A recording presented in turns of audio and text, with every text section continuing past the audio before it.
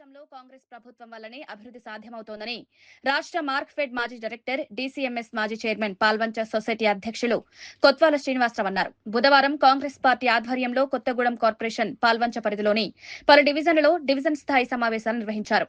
Nehru Nagar 47వ division పరిధిలోని రామానంద తీర్థ కాలనీలో ఏర్పాటు చేసిన సమావేశాల్లో కొత్వాల శ్రీనివాసరావుతో పాటు డిప్యూటీ మేయర్ సిరిపురపు లలితాకుమారి పాల్గొన్నారు. అలాగే నాటి ముఖ్య అతిథి మన కొత్తగూడెం కార్పొరేషన్కి ఇటీవల డిప్యూటీ మేయర్గా ఎంపికైన సోదరిమణి లలితాకుమారి గారు, అలాగే ఇటీవలనే కాంగ్రెస్ పార్టీ జిల్లా కార్యదర్శిగా ఎంపికైన నారహరి గారు, సోదరుడు ఎస్సీ చైర్మన్ శ్రీ గారు, అలాగే ఈ ప్రాంత కాంగ్రెస్ పార్టీ నాయకులు లక్ష్మయ్య గారు, సీనియర్ కాంగ్రెస్ నాయకులు లక్ష్మయ్య గారు, అలాగే సోదరీమణులు కాంగ్రెస్ కార్యకర్తలందరూ కూడా నమస్కారాలు. పాతపాలంచ ఏరియాలో ఈ 46, 47 డివిజన్లు ఏర్పాటు చేస్తూ పాతపాలంచ మొత్తం కూడా గతంలో ఒకటే వార్డు ఉండేది, రెండో వార్డు కింద ఇది ఉండేది.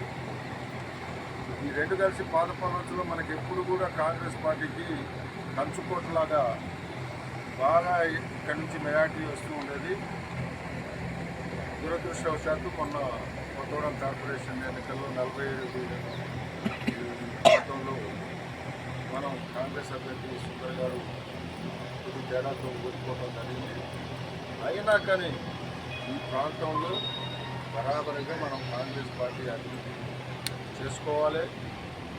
ప్రజల అభిమానం మన వైపు ఉంది.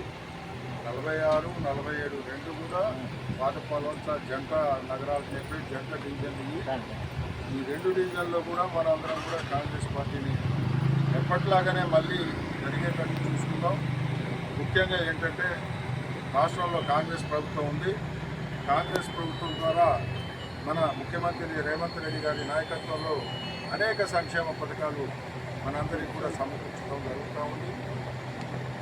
ముఖ్యంగా మహిళా సోదరీమణులకు ఉచిత బస్సు సౌకర్యం ముందు ఎక్కడా లేని విధంగా మన తెలంగాణ ప్రభుత్వం, కాంగ్రెస్ ప్రభుత్వం మహిళల కోసం ఉచిత రవాణా సౌకర్యం ఏర్పాటు చేసి మీరు డైరెక్ట్గా ఆధార్ కార్డు చూపించేసి బస్సులో ఫ్రీగా వెళ్ళిపోవచ్చు ఎక్కడికంటే అక్కడికి. హైదరాబాద్ మన తెలంగాణ ప్రాంతంలో ఆ సౌకర్యం ఏర్పాటు చేశారు.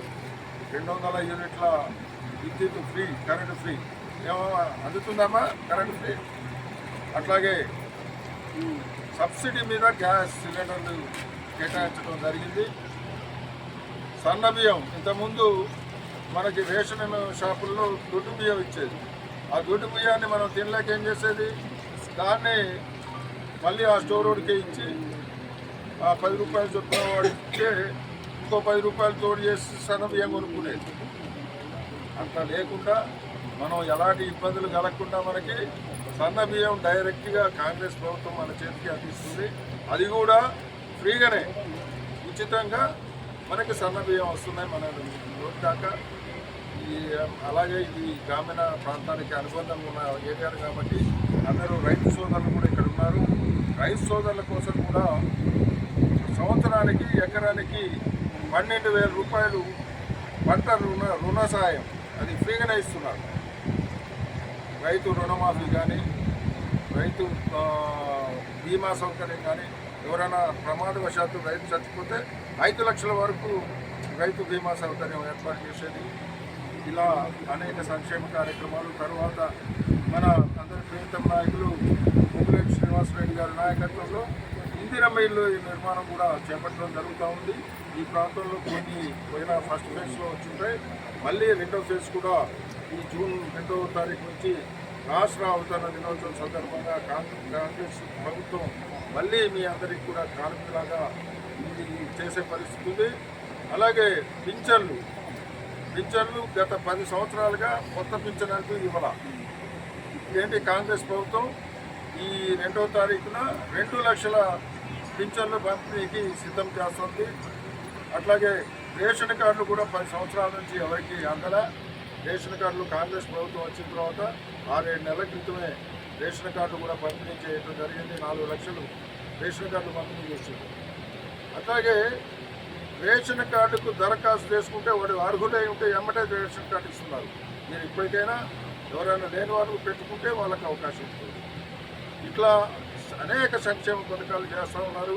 మనకేంటంటే ముఖ్యంగా ఈ ప్రాంతం మొత్తం కూడా 817 సర్వే నెంబర్, ఈ టౌన్ మొత్తం కూడా బంగాజాల ఏరియాలో 900 సర్వే నెంబర్, ఈ నవభారత్ ఏరియా 444, కరకవాగు కేటీపీఎస్ ఆ ప్రాంతం మొత్తం కూడా 727 సర్వే నెంబర్. ఈ 4 సర్వే నెంబర్లో కూడా మనకి ఎలాంటి కొనుగోలు జరగట్లా, రిజిస్ట్రేషన్ జరగట్లా. దాన్ని మన ప్రియతమ నాయకులు పొంగులేటి శ్రీనివాసరెడ్డి గారు ఈ పాల్వంచ ప్రాంతానికి మొన్న ఎన్నికలప్పుడు ప్రచారానికి వచ్చారు. ప్రచారానికి వచ్చినప్పుడు ఆయన దృష్టికి తీసుకపోతే ఆయన వెంబటే హామీ ఇవ్వడం జరిగింది. అందులో భాగంగా సర్వే ప్రక్రియ కూడా స్టార్ట్ అయింది. మనందరికీ కూడా క్రమబద్ధీకరణ అంటారు, అంటే మన ఇంటిని రెగ్యులరైజ్ చేస్తారు. దానివల్ల మనకు అన్ని అర్హతలు లభిస్తాయి. ఆ కార్యక్రమం కూడా పొంగులేటి శ్రీనివాసరెడ్డి గారి నాయకత్వంలో మనందరికీ కూడా లబ్ధి చేకూరే అవకాశాలు చాలా ఎక్కువగా ఉన్నాయి. ఇవన్నీ కూడా కాంగ్రెస్ పార్టీ, కాంగ్రెస్ ప్రభుత్వం వల్లనే మనకి మంచి జరుగుతూ ఉంది. కాబట్టి మనందరం కూడా కాంగ్రెస్ పార్టీకి మీరందరూ కూడా మద్దతు తెలియజేయాలి. ఇక్కడ సుందర్ ఇంజన్ నుంచి పోటీ చేసి ఓడిపోయినప్పటికీ ఇంజన్లో ఓడిపోయిన కాంగ్రెస్ వాళ్ళందరూ కూడా ఇక్కడ ఇన్ఛార్జిగా వ్యవహారం చేస్తారు. సుందర్ ఈ డివిజన్కి ప్రెసిడెంట్గా ఉంటారు. తర్వాత 2 జనరల్ సెక్రటరీలు ఉంటారు, 2 ఉపాధ్యక్షులు అంటే వైస్ ప్రెసిడెంట్లు ఉంటారు. కార్యదర్శులు ఒక 5 మందిని వేసుకోవచ్చు. కార్యవర్గ సభ్యులు మొత్తం 21 మందిని ఒక కమిటీగా మీరు ఇప్పుడు వేసుకోండి. అట్లాగే మహిళా కాంగ్రెస్కి ఒకరిని ఎన్నుకోండి ఈ డివిజన్కి. అట్లాగే మైనార్టీస్ ఉంటే మైనార్టీ కాంగ్రెస్ ఎవరైనా పెట్టుకోండి. యూత్ కాంగ్రెస్ నుంచి కూడా మంచిగా పార్టీ కోసం తిరిగే వ్యక్తిని ఒక యూత్ కాంగ్రెస్ అధ్యక్షుడు పెట్టండి డివిజన్లో. సోషల్ మీడియాలో కూడా ఎప్పుడు కూడా ఇప్పుడు ఆఫ్ ది రికార్డు చెప్పడం ఏంటంటే ఈ 47వ డివిజన్లో ఎక్కడ లేని సోషల్ మీడియా అంతా ఇక్కడ నడుస్తుంది. దీనికి కౌంటర్ కూడా ఎవరన్నా ఒకరిని మన పార్టీ నుంచి సీను మంచి పొడవును ఒకటి పెట్టి సోషల్ మీడియా బాగా చేయాలి, దాన్ని డెవలప్ చేయాలి. వాళ్ళు ఏళ్ళే తుమ్మినా దగ్గినా కాబట్టి ఇది వస్తున్నది. నెహ్రూ గారి జయంతి కూడా మనకంటే ఎక్కువ వాళ్ళు ఫాస్ట్గా పెడతారు. ఆ పరిస్థితులు ఉన్నాయి కాబట్టి సోషల్ మీడియాకి మంచి యాక్టివ్గా ఒకరిని పెట్టండి. యూత్ కాంగ్రెస్ యాక్టివ్గా ఒకరిని పెట్టండి. ఇవన్నీ కూడా మీరు ఇప్పుడు ఈ కార్యక్రమం స్టార్ట్ చేయించుకోవటం పోయిన తర్వాత కూర్చొని కమిటీ వేసుకొని ఈ కమిటీలన్నీ కూడా మళ్ళీ ఇక్కడ ఇన్ఛార్జ్ సుందర్కి అనుబంధంగా ఉండి మంచిగా ఈ ఏరియాలో మళ్ళీ ఏదైతే మనం పరాజయం పొందామో దానికి ధీటుగా ఇక్కడ గుణపాఠం మనం చెప్పాల్సిన బాధ్యత మనందరి మీద ఉంది, మీ అందరి మీద ఉంది. కాబట్టి మీరందరూ కూడా కాంగ్రెస్ పార్టీ అభివృద్ధి కోసం కృషి చేస్తారని కోరుకుంటూ సెలవు తీసుకున్నా. జై హింద్. ప్రకటించే ప్రతి ఒక్క సంక్షేమ కార్యక్రమం ముందు మన పార్టీ నుండి మనకు అందుతుంది. మనకి డిప్యూటీ మేయర్ గారు ఉన్నారు, సీనియర్ ఉన్నారు. కాబట్టి మీరు అందరూ ఆలోచన చేసి స్కీములు ముందు ఏదొచ్చినా మన దగ్గరకు వచ్చినాకనే వేరే చోటకి వెళ్తుంది, వేరే పార్టీ దగ్గరికి వెళ్తుంది. అది గమనించుకొని మీరందరూ అందుబాటులో ఉండి